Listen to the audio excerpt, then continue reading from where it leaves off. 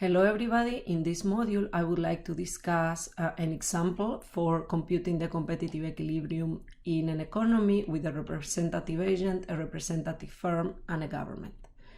So some of the material that we are going to use this is developed in previous modules. So remember, what is a competitive equilibrium? In your first economic classes, you're always going to think of an equilibrium as a situation where the demand and the supply are equal to each other. Now, depending on which class you're thinking about, you're going to be discussing the demand and supply of different things. In the early economic courses, you will be talking about the supply and demand of goods, bananas, apples. In this course, we also consider other markets. For example, we think about the labor market, so we will also ask the demand and the supply of labor to be equal to each other. In the future, we are also going to introduce the savings market, and then we are going to think about savings and investment being equal to each other. But for now, we are just focusing, as in the previous modules, on two markets, the good markets and the labor market. So what is different in kind of an intermediate macro class? Well, what we are doing relative to a principles class is that we are giving micro foundations to where the demand and the supply are coming from. So we are deriving them from individual decisions and individual behavior, okay? Now, mathematically, what are we trying to do when we try to solve for an equilibrium? We are trying to find the value of our endogenous variables. So remember, endogenous variables are the things that result from individual decisions, from firm decisions, or from government decisions. These are different from our exogenous variables, which are parameters for our economy. Okay, in this particular economy, what are our endogenous variables? They are going to be the level of consumption and leisure of each individual. This is what we discuss how to solve in our consumption leisure module. Let me change color here. Now, out of the consumption leisure choice, we say that we can derive the labor supply, and this is the amount of hours that an individual is giving to supply to the market. Now, from the firm problem, we are going to get the labor demand, because the only thing that we are assuming for now the firm is choosing is how many hours or how many workers to hire. Now, once the firm chooses this, the level of profits and the level of output are going to be determined.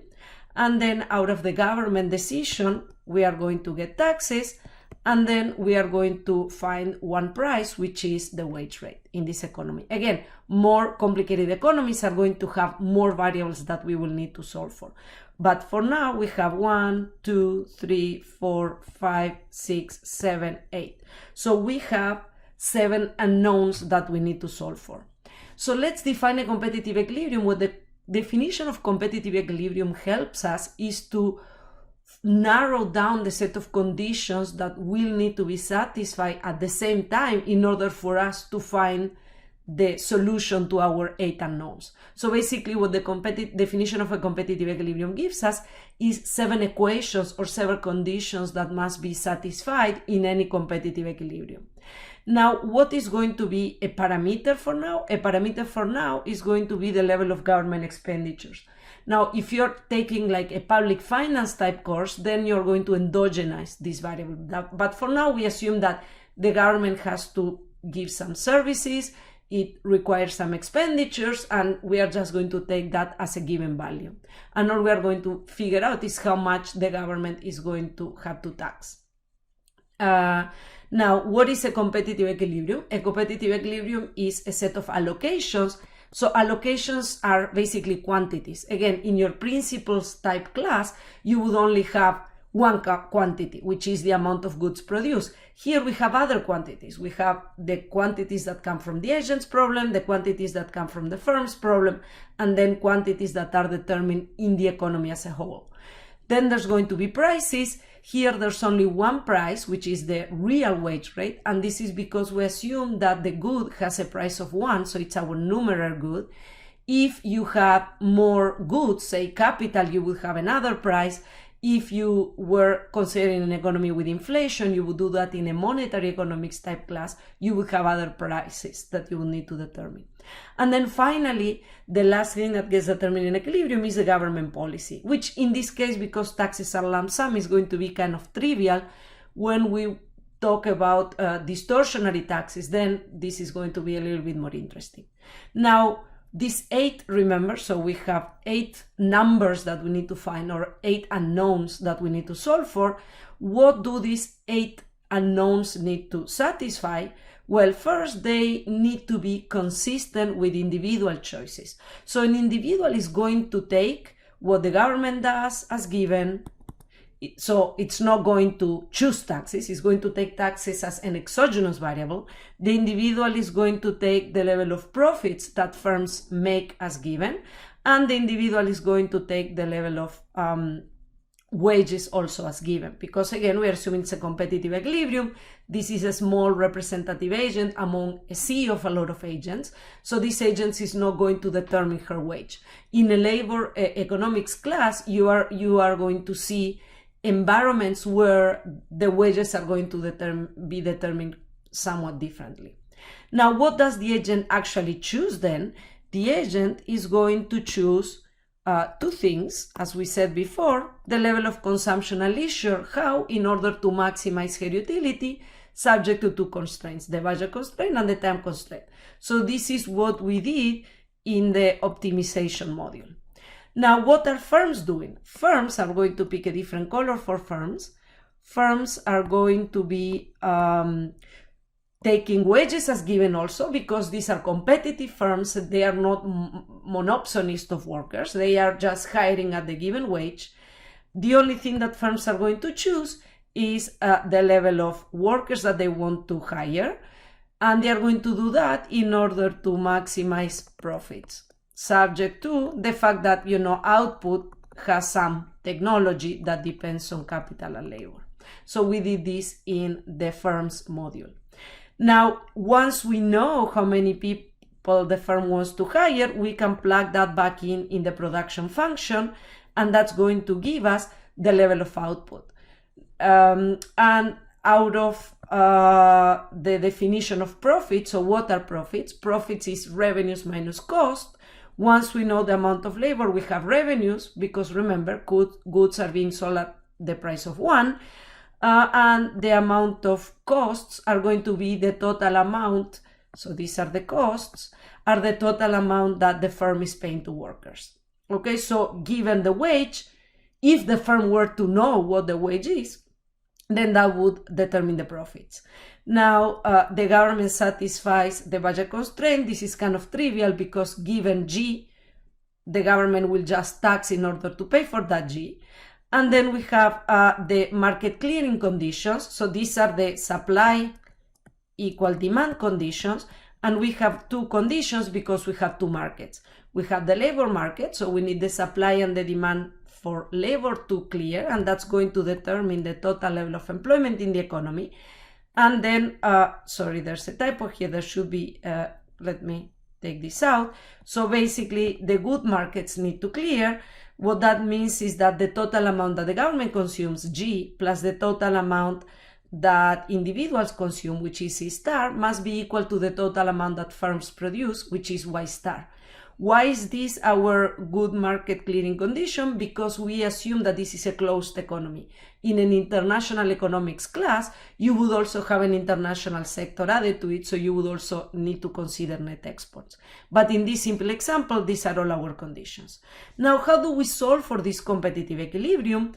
As I said before, the competitive equilibrium involves 8 unknown numbers, and our definition of a competitive equilibrium is going to give us 8 conditions. So what are these conditions? Well, the first condition that we get out of our competitive equilibrium is the one that results from the first order condition of agents. So when agents maximize utility subject to budget constraint, they are going to have a first order condition, and that together with the time constraint is going to determine the supply of labor. So if you remember from the consumer problem, for each given W that the consumer faces, the consumer will find an optimal amount of N, and that gives us our labor supply, which is an upward sloping function. Remember, to the extent that the substitution effect is bigger than the income effect, which is an assumption that we are making in this class. So by solving the agent's problem, this is in the optimization module, you can get the labor supply. Now, the second thing that we are going to have from the firm maximization problem is a labor demand. And in our firm problem, we solve for that labor demand. And basically, we said that out of the profit maximization of the firm, for each wage, the firm is going to optimally choose a level of n, and that gives us a downward sloping labor demand function. And this is downward sloping because we assume that the production function is constant returns to scale, which means that there are diminishing marginal returns to labor. And this is how we obtain this decreasing labor demand. Now, from the government condition, we are going to determine the level of taxes. And then from the labor market clearing condition, remember, we have a labor demand, a labor supply, which is our upward sloping, a labor demand, which is downward sloping. What does our market clearing condition states? It states that in equilibrium, it must be that the total amount of that firms want to hire is equal to the total amount that individuals want to work. And basically what that means is that we need to find the point at which the demand and the supply of labor intersect with each other. Now, what is adjusting for this to happen? The wage rate. So the labor market clearing condition is determining the wage rate. In other words, the wage that individuals take as given must be such that they want to exactly supply N star, and the wage that firms take as given must be exactly the same, the one that makes them demand N star. So what W does is it makes sure that these curves are equal to each other. Finally, once we have, remember, N star, we are going to automatically get the other quantities that we need. We are going to get the labor demand and the labor supply, which in equilibrium must be equal to that N star. Now, once we have that from the firm's production function, we can get output. And also, there's another typo, there should be a minus here. From the definition of profits, we are going to get total costs by replacing N star in our W and W star in our cost function. And by replacing Y star, we can compute profits, which is the difference between revenues and costs. Finally, we can get C star. This is from the goods market clearing, the one that says that the supply and the demand for goods must be equal to each other. And remember, what the total amount of consumers is going to consume must be equal to total production minus what the government consumes. Okay, so these are going to be 8 conditions with 8 unknowns, and we are finding the equilibrium when we solve the system of 8 equations in 8 unknowns. Okay, now let's focus ideas by considering a specific example.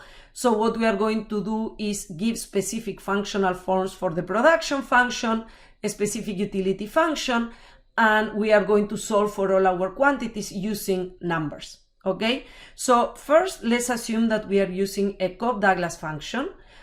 This is going to be a function where we are going to set z equal to 1, so we can ignore it for now. We are going to set k equal to 100, and we are going to set alpha equal to 0.5.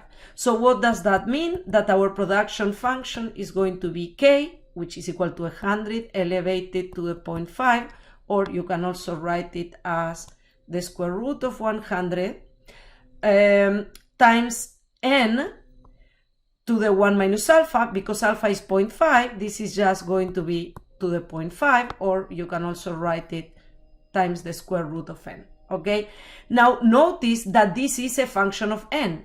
So we still have what we are going to need to find is exactly what n is.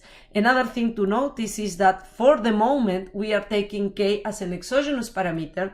When discussing the loanable market, we are going to endogenize what the value of k is. Okay, and this is just the production function in case you cannot read my handwriting. Now we are going to assume that preferences are logarithmic with a weight of 0.5 in consumption and leisure. So notice that in the optimization module, we were using thetas and 1 minus theta. This is kind of like taking that example and assuming that theta is equal to 0.5. Why am I doing this? Because then we can just use the closed form solutions that we found for that example, and we don't need to recompute everything again. We are going to assume that individuals have 1 unit of time endowment to use between consumption, between leisure and number of hours work. So basically that's going to be our time constraint. We are going to assume that there are no government expenditures. So basically this is the same as saying that T is going to be equal to 0.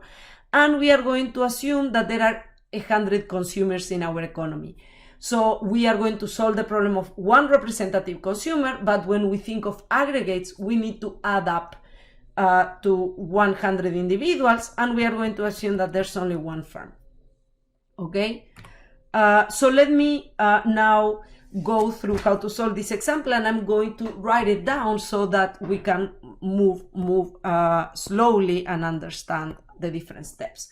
So the first step we want to do is we want to basically find our condition 1 in the specific example. So basically we want to use, we want to figure out what the individual decision is. So remember, our consumer is maximizing consumption and leisure subject to a budget constraint that says that the level of consumption is going to be equal to W, let's just put W here because we still don't know what W star is, times H minus L, this is from the time constraint, and H here is just 1 in our specific example, plus pi minus T. Now, we already know that the government is choosing T equal to 0 because G is equal to 0. So we can ignore this from our constraint, from the consumer. Now, in the example, the other thing we found, let me delete this, is that we stated, is that this is going to be a logarithmic function with theta equal to 0.5. So let's just use 0.5 here, plus 0.5, the logarithm of L. Now, this is identical to the problem in the optimization module. So we can directly get the optimal solution from there. So in that problem, once we replace the fact that T is equal to 0, well, let's first not replace that T is equal to 0. In that problem, once we replace theta everywhere, we are going to find that this is the solution for the individual supply of labor. So this is the individual labor supply. Of course, when we have the aggregate, we need to multiply by 100. Now notice, so the aggregate, let me just put it here, labor supply is just going to be 100 times the individual labor supply, which of course is going to be a function of W. Now, as I said before, because we can simplify some things, because we know that T is going to be equal to 0, so we can eliminate that. Now we still have profits here, so we don't quite have the labor supply, and we will need to go to the firm's problem before we can move forward. So let me move into our step 2. So what was our step 2? Our step 2 was basically use the labor demand. So we need to find the labor demand from the firm problem. Okay?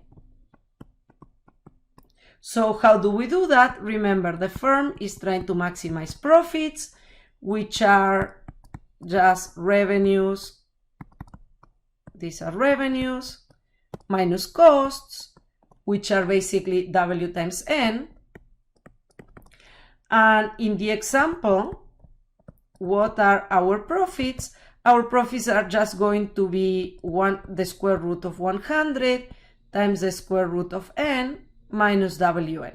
Okay, this is our objective function. What is the firm trying to do? The firm is trying to maximize this thing. So let me say that this is equal to pi. So the first order condition of the firm is going to try to maximize profit. So it's basically going to try to find the optimal point of the profit function. Remember, the profit function is going to be something like this. To find the optimum, you need to make sure that the slope becomes equal to 0. So we are going to take the derivative of the profit function and we are going to make it equal to 0. So this is just the square root of 100 times, remember that the square root of n is the same as writing n to the 1/2.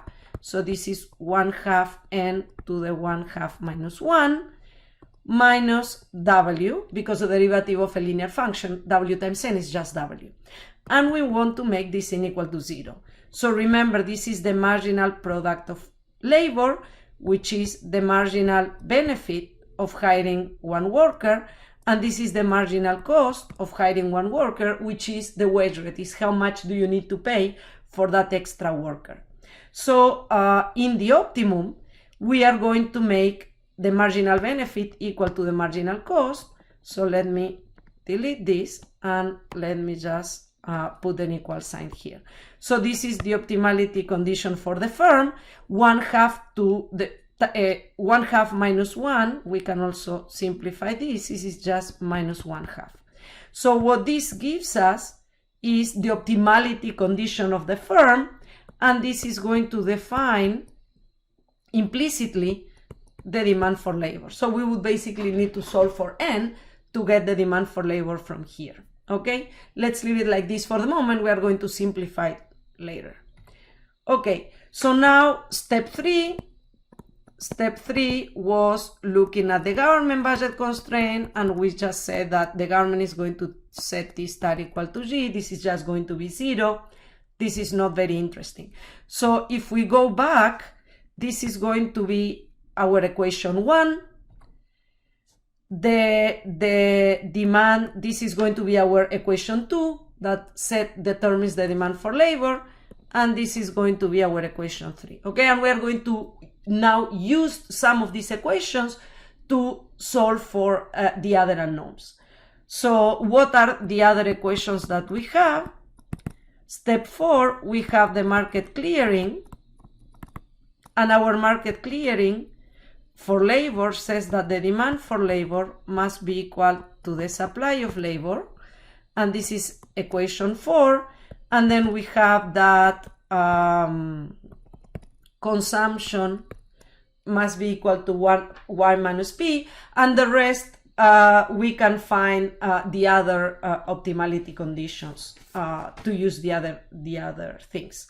So what are our other, sorry, and the other, once we have all these, we are going to have n star, c star, and then we can get y star by replacing this in the production function. This is going to be 6. We are going to get pi star by doing y star minus, y star minus w star times n. This is our equation 7. And then c star is going to be equal to y because g is 0. And that's our equation 8. So now you can see that our definition of equilibrium allowed us to construct 8 equations, and by solving these 8 equations we are going to solve for our 8 unknowns. So what I'm going to do now is precisely that. So now we can use our 8 equations to solve for our 8 unknowns, which are the equilibrium values. Now we are going to use equation 2 to obtain the following expression. So the square root of n times 0.5 or times 1/2 to the n to the minus 0.5 is equal to w. Remember, this was the optimality condition of the firm. So one thing we can do here, let me change color so it's easier for you to see. Let's use, having difficulties here. Okay, let's use this color. So we can multiply both sides by n. So now this is our cost, and now this thing here is n to the 1 minus 0.5, which is just n to the 0.5. Okay, so what do we have? That our cost is going to be 1/2 100, the square root of 100 times the square root of n. Now notice that this thing is exactly our production. So what are we finding here? That the amount that we pay labor is half of output, or in other words, that the labor share of income is equal to 1/2. And remember, this is a property of the Cobb-Douglas production function, because this is basically the value of 1 minus alpha. Okay, so we are just checking that that's the case. Now, the rest that we have is going to be dividends. So dividends are y star minus w star times n star. And remember that w star times n star is this guy here, is just 1/2 y. So we have y minus 1/2 y. This is just 1/2 y. So what are we paying in dividends? We are paying in dividends half of GDP. Now this is, let me put a bar here, because these are aggregate level of dividends. This is not what each individual gets. Remember, we are trying to figure out what dividends are in order to be able to plug this back into the individual condition. Now, how do we find individual dividends? Well, we will need to compute them in per capita terms. We will need to split them up among all individuals. Okay, so let's go to the consumer. So let me just write what I said. So individual profits, which we call little pi star, are going to be the aggregate pi star divided by 100, because we are assuming that all individuals are the same and they all get the same share of dividends from firms.